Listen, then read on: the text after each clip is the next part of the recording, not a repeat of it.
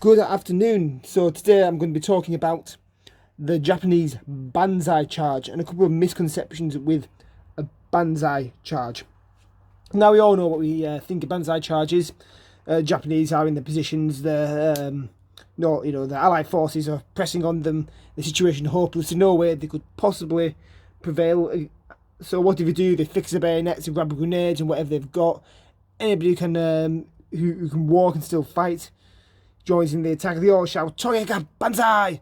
and charge forwards to be mown down by their enemy, inflicting heavy casualties on them and dying to a man. But that's not quite what a BANZAI charge was. In fact, there was not really any such thing. There was a do or die, attack or be killed suicide order that could be given out to Imperial Japanese forces. But it wasn't called a BANZAI or a BANZAI charge. So all the Tokika Banzai is a very common phrase which was used in the Japanese army all the way from the Meiji period onwards, and essentially it is their version of God Save the Queen. It basically means Long Live the Emperor or something to that effect. I don't know what the exact translation is, but it means something to that effect. Now, there was something called a yokusai. Now, a yokusai was a specific order that could only be given by the Japanese emperor. Supposedly, he never gave that order, but it was given under false pretenses, but we don't know. And that order was for every soldier in a certain formation which was given that order, which could have been, in theory, anything from from a section up to an army group. The one instance I can think of where it was given was at the end of was in Saipan, after the Japanese Imperial Army had been pushed all the way back to one end of the island, and they famously did a huge counterattack, a huge yokusai, BANZAI charge across the island, and almost swept the Americans back into the sea. But then forces were all wiped out to a man, apart from a couple of isolated sections that managed to hold out up until I think 3 months after the war or so.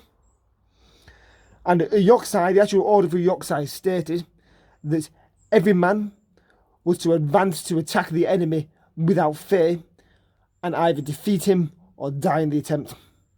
So when you're heavily outnumbered by the Americans, you've only got you've got no ammunition left, you've got no food left, only a handful of grenades left.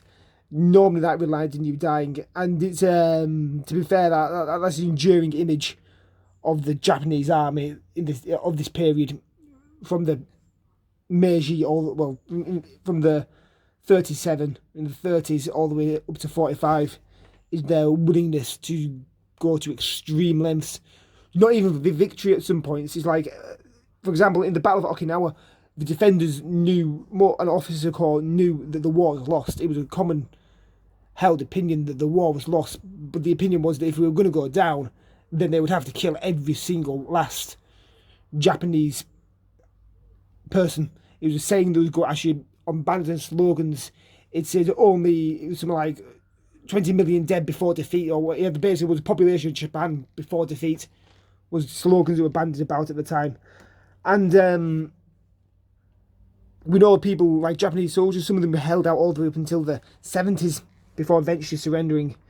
There was a famous guy who did it in the Philippines, I can't remember his name, but he genuinely believed that the war couldn't be over because there was Japanese left. And that goes to feeding the whole mentality of the yokusai and these suicidal charges that they did. Although they were, people argue that they were ineffective, and I do agree they were ineffective, but when you don't have any food, you don't have any ammunition, you don't have medicine, sitting in a cave waiting to be burnt alive is one choice. Assuming, by the way, here that we're in the Japanese mindset of you cannot surrender, it would be such great dishonour to yourself, to your family, that you just can't surrender. You've got a choice. You can either sit in your cave and wait for an American flamethrower to burn you out.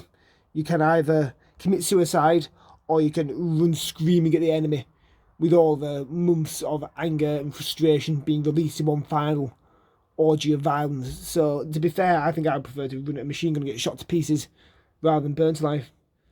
So yes, that's the bit about the Japanese yokusai, about the yokusai and the banzai charges. Hope that was a good one. No, it was a bit grim. But anyway, that's it from the Ensign.